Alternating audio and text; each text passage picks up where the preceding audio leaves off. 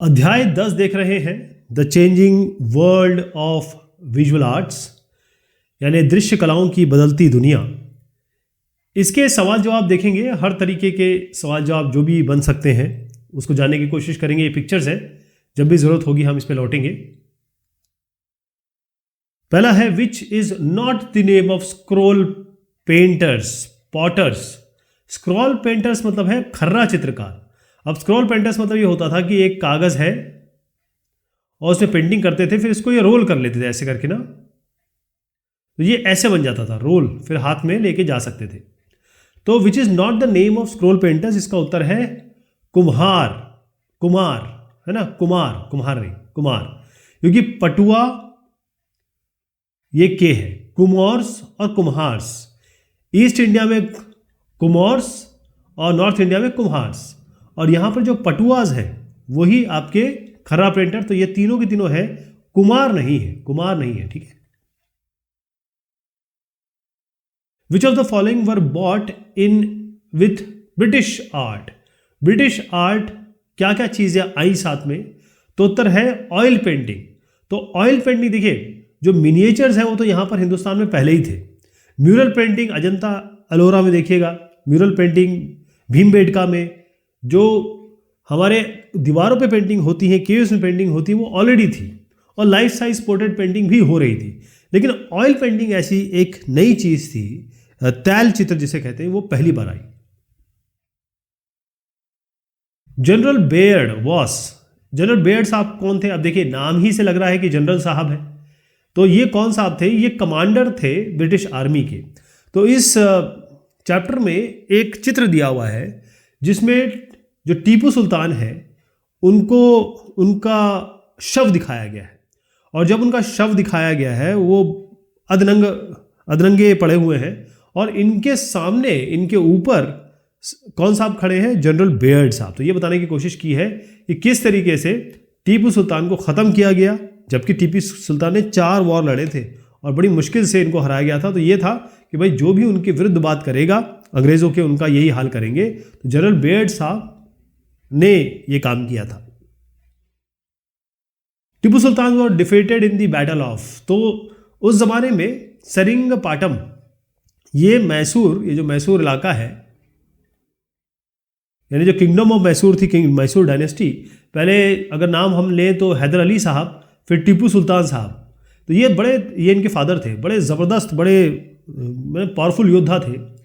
तो ये बैटल जो हुई थी वो हुई थी सेरिंगपाटम। सेरिंगपाटम मैसूर का कैपिटल, ये कैपिटल है सेरिंगपाटम। इसको अब इसका नाम श्रीरंगपट्टनम है। Raja Ravi Varma decided to set up picture production team and printing press on the outskirts of. अब ये साहब को देखिएगा, ये है राजा रवि वर्मा साहब, ये भी राजा रवि वर्मा साहब है, और ये जो चित्र है ये राजा रवि वर्मा साहब ने ही बनाया है। तो ये जो साहब राजा रवि वर्मा साहब हैं, इनके चित्र इतने फेमस हुए, इतने शानदार। अब आप देखिए, ऐसा कोई चित्र बना देगा जो बिल्कुल ऐसे लग रहा है फोटो खींची गई है, ऐसे चित्र बनाए इन्होंने। इस तरीके के चित्र बनाए तो इतने फेमस हो गए कि लोग हाथों हाथ इन चित्रों को लेते थे।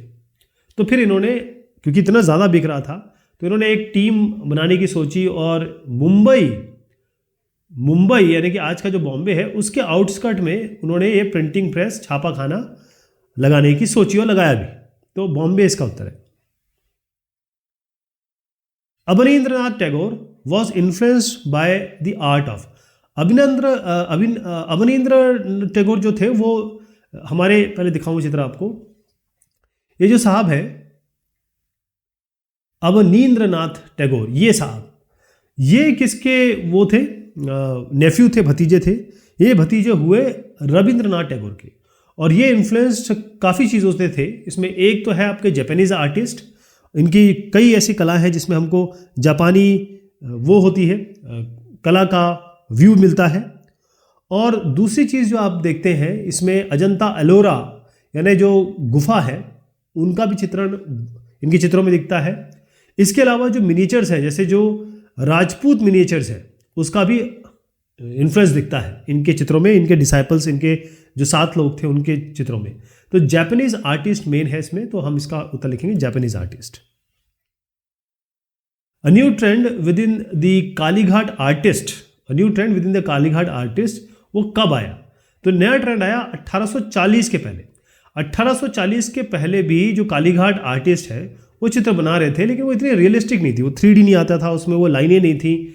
लेकिन 1840 के बाद एक नया ट्रेंड लाए वो, और उसके बाद क्या किया इन्होंने, ऐसा चित्र बना। अच्छा, इससे पहले वो माइथोलॉजिकल थीम में बनाते थे, पौराणिक कलाओं पे बनाते थे, देवी देवताओं के चित्र बनाते थे। 1840 के बाद इन्होंने बनाना शुरू किया उन लोगों के बारे में जो जिनकी इन्होंने मौकरी की। मौकरी का मतलब ये होता है कि ऐसे हिंदुस्तानी जो अंग्रेजी बनने की कोशिश करें, अंग्रेजी बोल रहे हैं, साथ में सिगार पी रहे हैं, उन लोगों की मौकरी की या कहे उनका व्यंग उड़ाने की कोशिश की, ऐसे चित्र उन्होंने बनाए। Mechanical printing presses were set up कब हुई? अच्छा, प्रिंटिंग प्रेस अपने आप में एक टेक्नोलॉजी थी, तो ये यहाँ तो हो नहीं सकती 1617 में, है ना, हम जानते हैं, बहुत हम चर्चा कर चुके हैं। ये लेट 19th सेंचुरी में, मतलब 1800 आप समझ लीजिए 60 और 70 के दशक के बाद ये छापा खाना जिसे कहते हैं वो लगना शुरू हुआ। Kalighat is located in, Kalighat तो खैर वेस्ट बंगाल में है, कलकत्ता इसका मेन बेस है, लेकिन वेस्ट बंगाल में अगर स्टेट देखा जाए तो। अब मैच द फॉलोइंग करते हैं। कोलोनियलिज्म, कोलोनियलिज्म क्या हुआ? आपके देश में कोई दूसरा देश के लोग आके आपको कॉलोनी बना लें और राज करें, या कहेंगे ये हमारी कॉलोनी है, तो वो क्या हो गया? तो ये हो गया the state of a country which when it is ruled by foreigners. बाहर के लोग आके जब यहाँ पर रूल करेंगे, यहाँ पर शासन करेंगे, उसको हम कोलोनियलिज्म कहेंगे। तो इसको इससे जोड़ देते हैं। कन्वेंशन, कन्वेंशन का मतलब ये होता है कि, अभी इस पे मैं दोबारा लौटता हूँ, इससे मैच कराएंगे। इसका मतलब ये होता है कि जो चीज़ चली आ रही है या फिर मान ली गई है कि यही चीज़ होती है, यही फॉर्मल आर्ट है ना, तो इसको मिला ही लेते हैं। एन एक्सेप्टेड नॉर्म और स्टाइल, ऐसा सब ने मान लिया है, ऐसी शैली जो सब मानते हैं कि हाँ भाई यही सही है।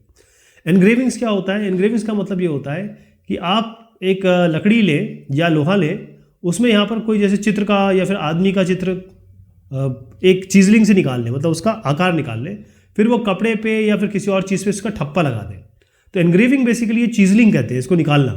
तो आप देखेंगे कि एनग्रेविंग का मतलब होता है the design which can be cut in would और मेटल, एक ऐसा डिज़ाइन जो लकड़ी में से या फिर लोहे पे आप बना सकते हैं, और फिर उसका काम जैसे मैंने कहा छापे पे आता है, तो इसका छापा मार दिया, फिर जब इसका छापा इस पे आ गया तो उसको पेंट कर दिया। म्यूरल क्या होता है? म्यूरल मतलब होता है वॉल पेंटिंग, जो दीवारों पे पेंटिंग होती है उसे म्यूरल पेंटिंग कहते हैं। स्क्रोल पेंटिंग क्या होता है? जिसे हम खर्रा पेंटिंग कहते हैं। खर्रा पेंटिंग क्या होगा कि ऐसा पेपर पे पेंटिंग की जाए जिसको हम रोल कर सकें, यानी कि उसका फाइनली ऐसा रोल बना सके। मिनिएचर्स क्या होते हैं? मिनी मतलब होता है छोटा, तो ऐसे पिक्चर्स जो छोटे हो, पेंटिंग ऐसी जो स्मॉल साइज की, छोटे साइज की। पोर्ट्रेट क्या होता है? अब एक ही बचता है अपने पास। पोर्ट्रेट का मतलब होता है एक ऐसा पिक्चर जिसमें आदमी दिखाई देगा और आदमी के हाव भाव, जो उसकी फीलिंग्स है, एक्सप्रेशन है, वो सारी चीजें दिखाई देगी।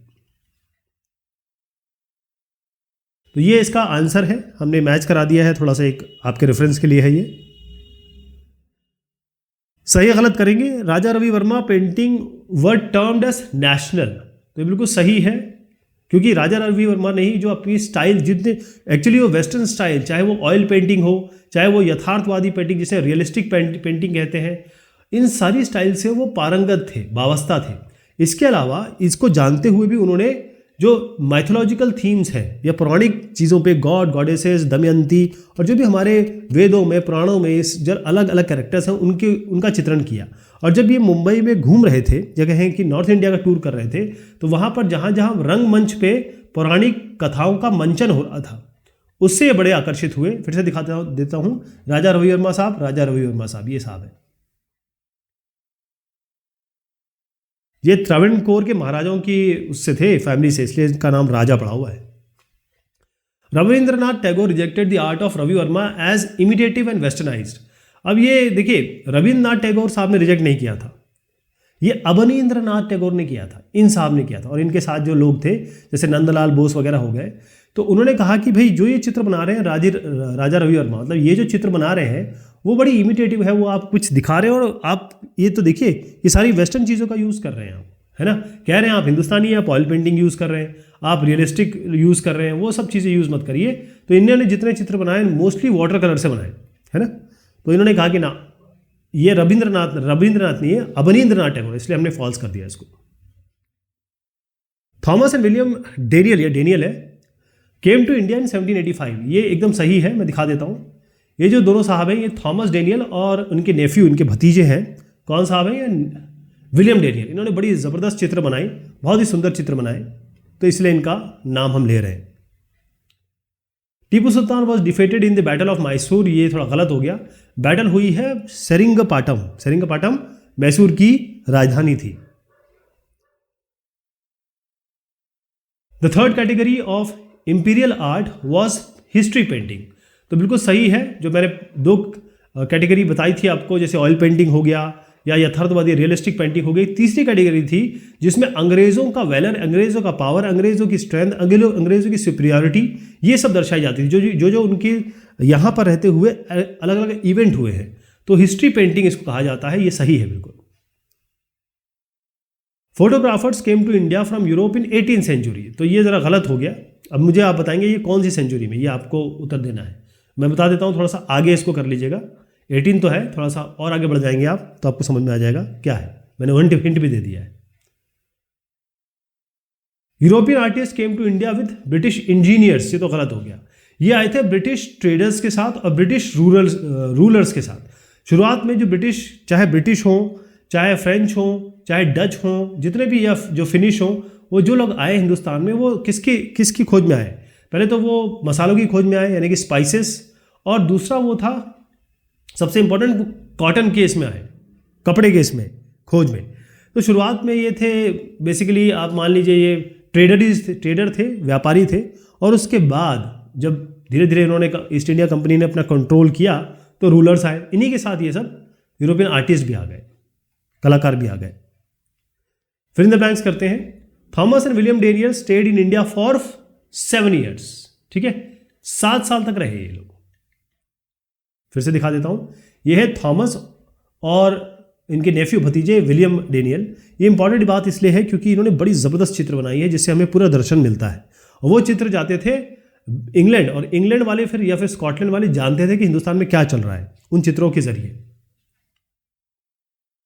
The most powerful enemy of the British was, अरे टीपू सुल्तान, इसके अलावा कोई नहीं हो सकता। टीपू सुल्तान ने जिस तरीके से अंग्रेज़ों से लोहा लिया, जिस तरीके से उनके आक्रमण को झेला, और 4 वॉर हुए, लेकिन अल्टीमेटली इनको मार दिया गया। लेकिन इन्होंने दिखाया कि किस तरीके से अंग्रेज़ों को रोका जा सकता है, बड़े पावरफुल थे। The style of painting which showed Indian landscape as a land is called picturesque. ये जो स्टाइल ऑफ पेंटिंग है इसे हम क्वेंट कहते हैं। क्वेंट में क्या होता है कि हिंदुस्तान का भूदृश्य दिखाया जाता है, लैंडस्केप दिखाया जाता है। तो इसमें क्या होगा, लैंड्स में माउंटेन दिखाए जाएंगे, रिवर दिखाई जाएगी, या कोई इवेंट भी दिखा सकते हैं, जैसे कोई ओकेजन है या कोई कल्चरल फेस्टिवल है, ये सब दिखाए जा सकते हैं। लेकिन बेसिक चीज़ है कि हिंदुस्तान का जो भूदृश्य है वो मेन था इसमें, क्वेंट है इसका उत्तर। Raja Ravi Varma belong to the family of dash of Kerala, तो यह है महाराजाज ऑफ ट्रैवनकोर। मैंने आपको बताया था अभी, शायद थोड़ी देर पहले बताया, ये जो थे महाराजा या राजा, इनको इसलिए कहा जाता था क्योंकि ये ट्रैवनकोर के जो एक डायनेस्टी थी उसकी फैमिली से आते थे। और ये केरल की बात मैं कर रहा हूँ, महाराजा ऑफ ट्रैवनकोर। तिरुवनंतपुरम वगैरह सुना है ना आप, उसी से रिलेट करिएगा। Abanindranath Tagore was the dash of Rabindranath Tagore, तो नेफ्यू थे, इनके भतीजे थे। फिर से दिखा देता हूं, ये साहब जो थे अवनींद्रनाथ टैगोर, इन साहब के नेफ्यू थे, भतीजे थे। तो ये कुछ हमने बातें की इस टॉपिक की। होपफुली आपको आइडिया लग गया होगा कि हमने ये चैप्टर पूरी तरीके से हमने कंप्लीट किया ऑलमोस्ट। शुक्रिया, मेहरबानी आप सभी की।